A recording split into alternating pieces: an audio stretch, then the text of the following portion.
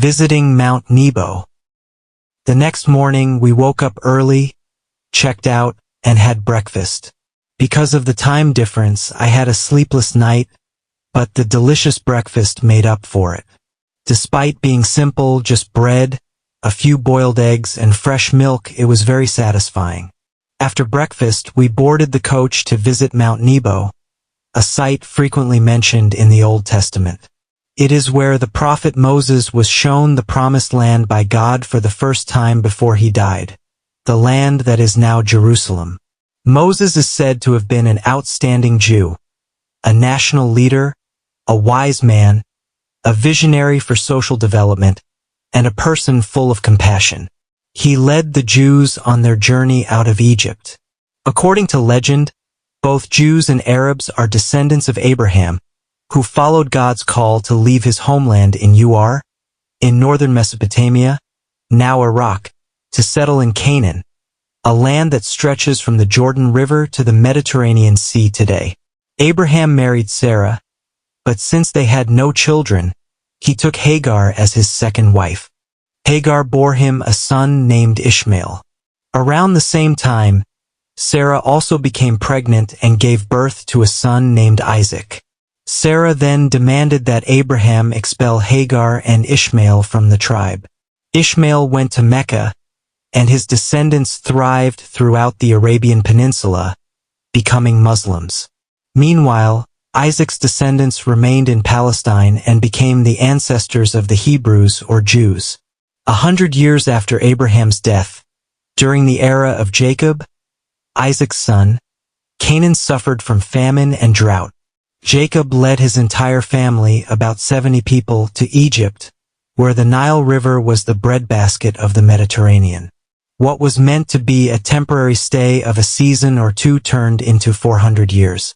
Jacob's 12 sons grew into 12 tribes living in Egypt, eventually numbering in the hundreds of thousands. The intelligence and skills of the Jewish people caused the later pharaohs to fear that their country might be overtaken by this population. Consequently, they began to oppress, exploit, and cruelly decree that all newborn Jewish boys would be drowned to gradually eliminate the Jewish population. This persecution forced the Jews to seek a way back to their homeland. It was during this time that Moses emerged, guided by God to rescue his people by leading them to the promised land. Mount Nebo stands as a testament to this event. Mount Nebo was about a 25-minute bus ride from our hotel. Upon arrival, our local guide helped us purchase tickets and pass through the security gate. We then walked about 100 meters. To our left was an exhibition area displaying archaeological artifacts and restrooms, while to our right was a large, round stone supposedly weighing about 2 tons.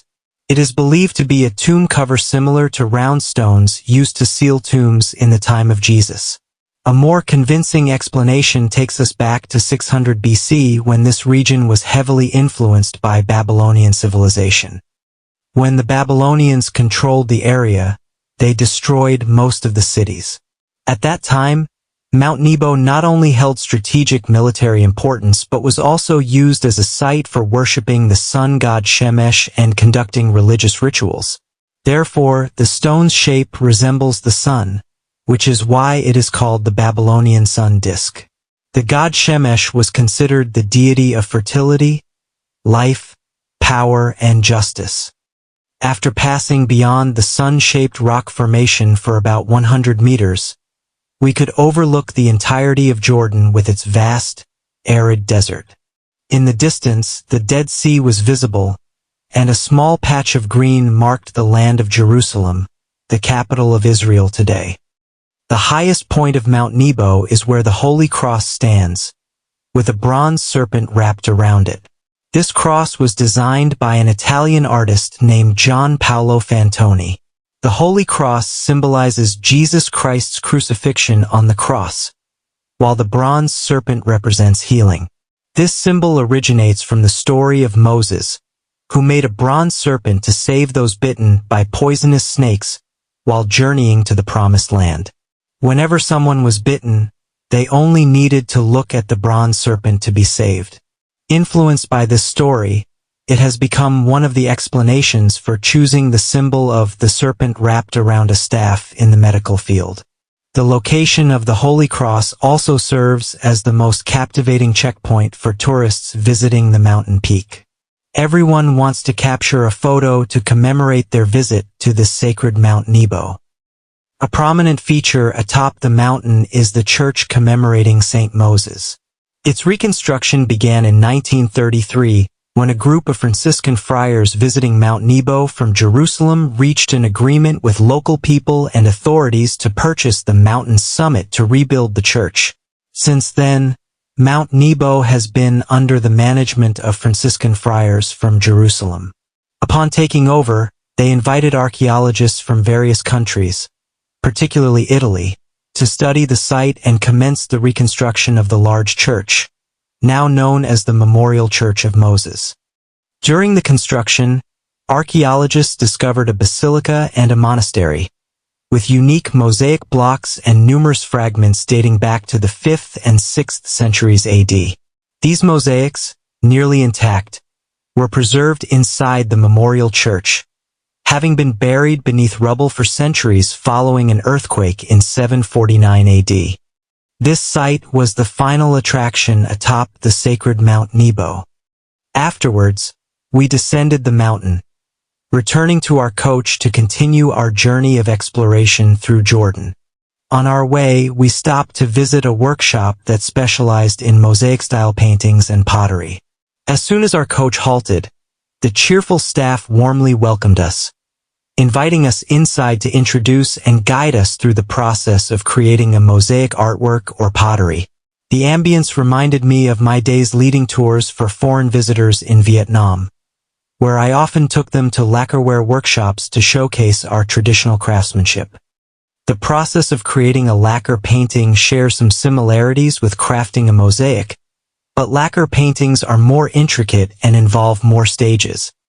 A mosaic is an artwork made by combining and arranging colorful fragments of stone, glass, tile, ceramic, or other materials to form a unified whole.